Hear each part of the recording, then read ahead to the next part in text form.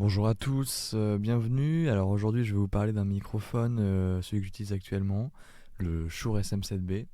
Alors pourquoi est-ce que je vous en parle? Parce que je viens de l'acquérir là il y a 2 jours. Euh, c'est un microphone que j'affectionne actuellement beaucoup pour le son. J'aime beaucoup ce qu'il renvoie, etc. Il a plein de features qu'on trouve pas chez d'autres micros. Donc c'est cool.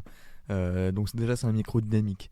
Donc là par exemple actuellement derrière il y a des assiettes, des bruits d'assiettes, voilà, les portes sont ouvertes et vous les entendez très peu, ce qui est assez cool. Vous voyez là je tiens le micro à la main et j'ai beau toucher le câble, faire comme ça, vous entendez le son du câble sur le bureau mais pas le son du câble directement. Avec un micro dynamique normal type micro de chant, vous auriez très très bien entendu, voilà.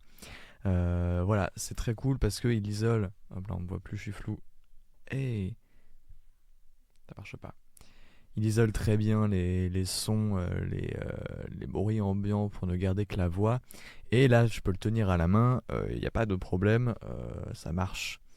J'aimerais bien que le focus surface quand même. Hey, je suis là. C'est pas grave. Donc voilà, qu'est-ce qu'il a d'autre?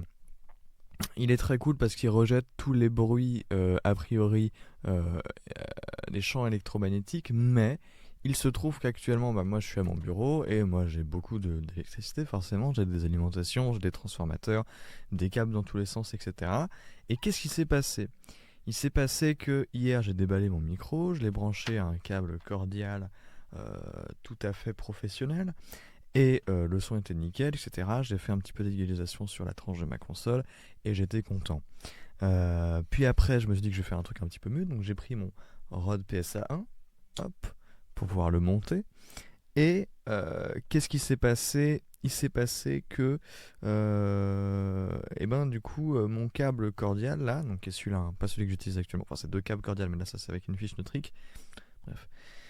Et ben, je l'ai placé bien comme il faut sous mon bureau, de ma console jusqu'à mon bras, comme ça bouge pas, c'est bien tranquille, etc. Et moi j'écoutais de la musique à ce moment-là, et juste après j'ai fait un appel avec ma grand-mère sur WhatsApp via mon PC, et pour lui faire écouter un petit peu le son, etc. Et je lui ai expliqué un petit peu ma mésaventure, voilà. Et en fait il y avait du buzz, il y avait le bzzz qu'il y avait. Donc je comprenais pas trop parce que moi j'ai pris un câble qui était bien isolé, spécialement justement parce que je savais que j'allais le mettre dans un studio, donc là où il y a beaucoup de matos informatique. Le micro il est isolé, donc ça venait pas de là a priori, et ma console, il n'y a pas de raison pour que elle capte, enfin elle transmet rien, elle reçoit. Voilà. Donc je cherche, etc. Et en fait je me rends compte que ça vient du câble parce que je change de câble, et donc j'en prends un comme ça, donc que je sors de derrière, et là pas de problème. Et en fait, c'est parce que le câble, là actuellement, le câble il est à l'air. Euh, il n'est pas strappé sous le bureau, etc. Donc ça vient du fait que le câble, lui, il est euh, contre des alimentations, contre des trucs. D'ailleurs, je sais pas si on va l'entendre, mais le micro, en fait, il est isolé, oui, effectivement, mais pas non plus de dingo, hein. Là, si je le mets à côté de la lime, vous allez l'entendre.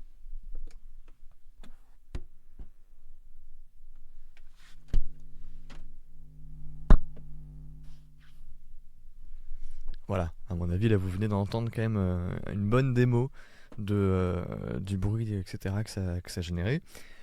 Bref, du coup, très cool, je l'ai monté sur le PSA1, très satisfait, etc.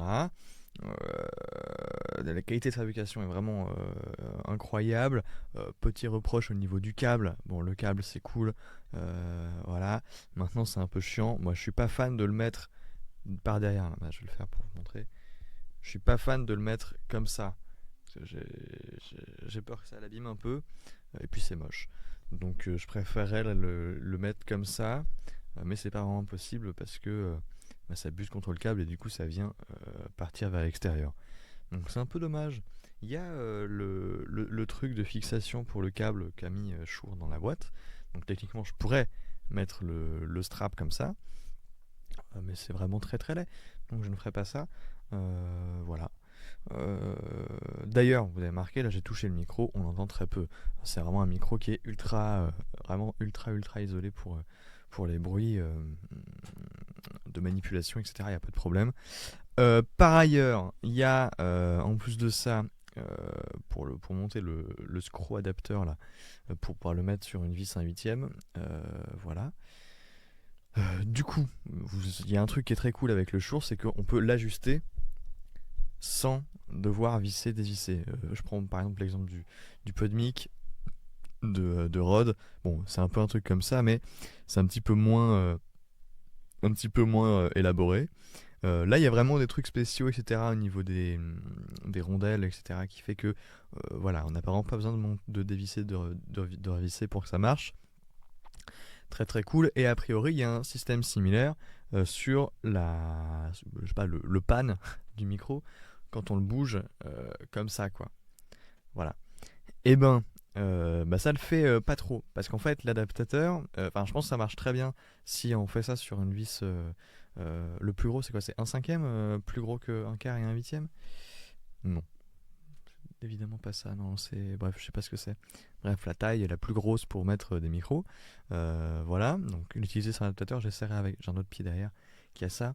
Mais du coup, bah, c'est très compliqué parce qu'en fait, l'adaptateur pour la vis, il va pas jusqu'au bout, jusqu'au bout. Il y a un petit jeu entre les deux.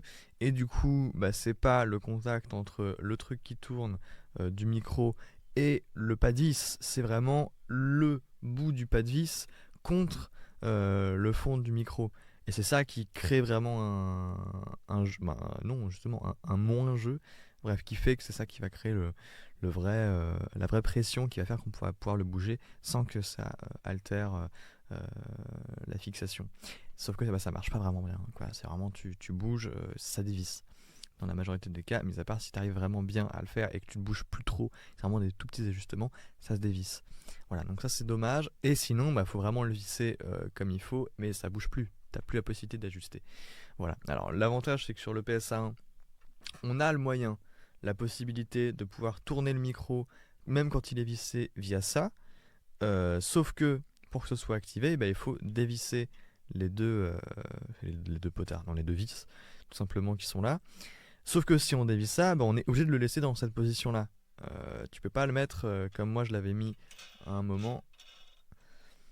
Ah, bref, le mettre par exemple comme ça, tu peux pas. Tu es obligé de le laisser comme ça parce que bah, là c'est la gravité qui fait son taf, quoi.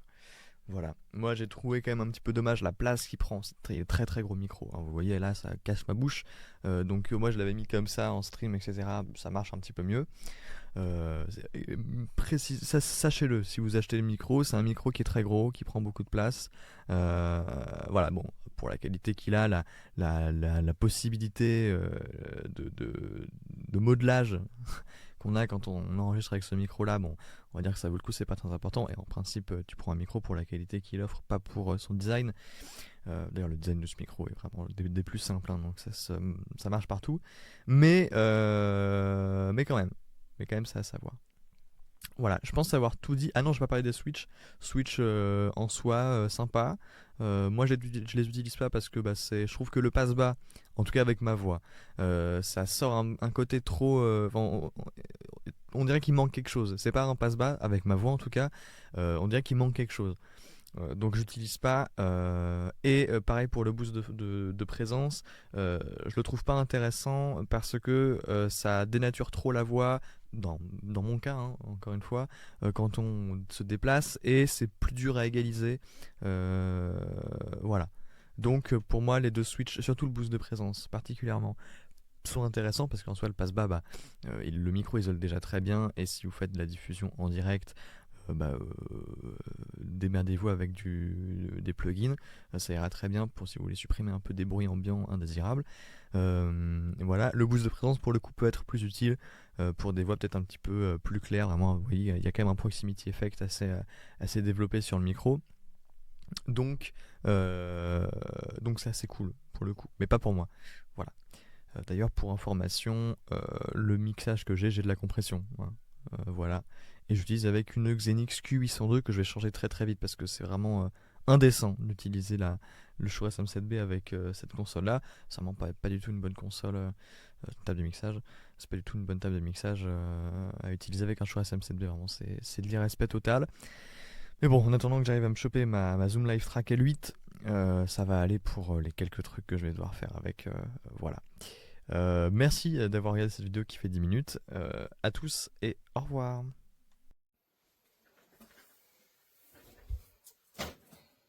Hi, I am a 50-year-old housewife with 2 boys under 10, and I thought with my midlife crisis, I'd start a podcast.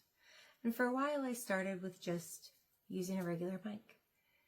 And the more I learned and researched and stayed up at night in my perimenopausal and unable to sleep stage, which those women in that zone with me, you know what I'm talking about. I was reading and reading, and I thought maybe I should get a better mic. And I did. This is the Shure SM7B. And you see this in podcasts all the time. And I thought maybe it was a gimmick, but I did do a comparison.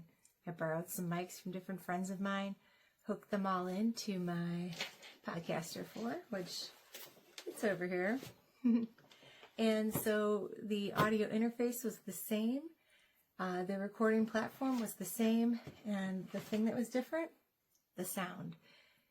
This is just a great sound. I'm not actually recording through it right now. I am going to try to upload a video like that later, but for right now I just wanted to get on the record to say worth it. There is a newer one that came out, the Shure SM7B with the DB after it. That's the new one. This one's been around a while, but it really does a good job. And as far as dressing it up, also on Amazon, I picked up a new windscreen, and it's teal. I love this color. I love color in general. So I might dress it up just a little bit. And you can find all sorts of different things to do with it. There's videos online about how you can turn it around so that you can have Shure on the backside like facing out. I'm not that particular. But I am happy that I did get XLR cables that are blacks, that they kind of all smoothly integrate here. You're not seeing silver. And overall, I've just been very happy with it. I am using the Shure desktop boom arm, and you can find all of these things on Amazon. You can also find them at various like guitar centers and music stores. But this came via Amazon. So, and at the time that I got it, it was right in the heart of Black Friday sales. And it was right on the heels of the new one coming out, so I actually got it at a really, really good sale price. And that makes it an even better happy purchase. So check it out, the Shure SM7B, industry standard, podcasters, musicians, we all love it.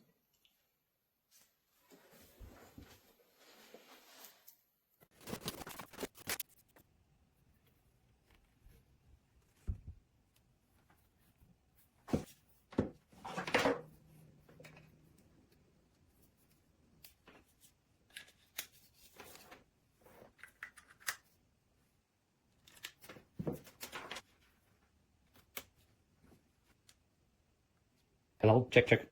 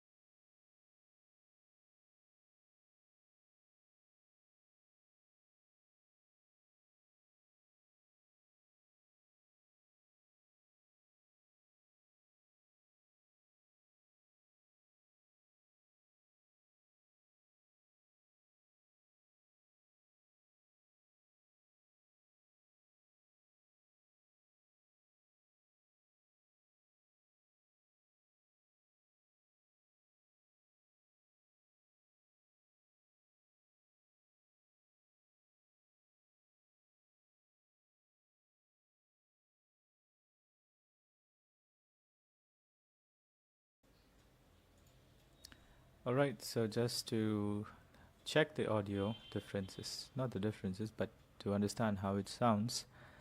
Right now I'm recording with the SM7DB combined with the Focusrite 2i2 4th Gen. The purchase has been made on 28th of February. And this has been a great purchase. I would say personally I'm liking it. The conversation I have had previously with the different microphone compared to this, when I instantly spoke with different people, there was an immense difference that they were able to notice. And the amount of background noises it picks it's quite minimal compared to what gain you prefer to set it to. And it also depends how well treated is your environment where you're recording it. At this point, the room where I'm recording this thing, it's completely non-treated room. Background back there, I could clearly hear vehicles honking loudly and all sort of motorcycles rustling through the streets. I don't know how it's going to pick it up, but as far as how it sounds in terms of vocal enhancements, I really find it worth it to have invested money into it. Indeed a great product. Bueno, la verdad está muy buena calidad, es un excelente micrófono. Yo tenía mis dudas con respecto a si es original o clon, pero le hice todas las pruebas que salen en internet, en todos los videos, para verificar que sea verdadero. Y sí, tiene toda pasa, o sea, sí pasa todas las pruebas y es original. Entonces, bueno, compré en Amazon México, directamente vendido y enviado por Amazon México. Chéquense eso, nada más, para que no lo compren a otro vendedor o algo así, porque hay muchas falsificaciones de este producto. Pero está muy bien, yo lo tengo en un brazo sencillo de Gain Factor, uno económico, que es pues bastante delgado, pero lo soporta, lo aguanta bien. Entonces creo que puede quedar bien con cualquier tipo de brazo.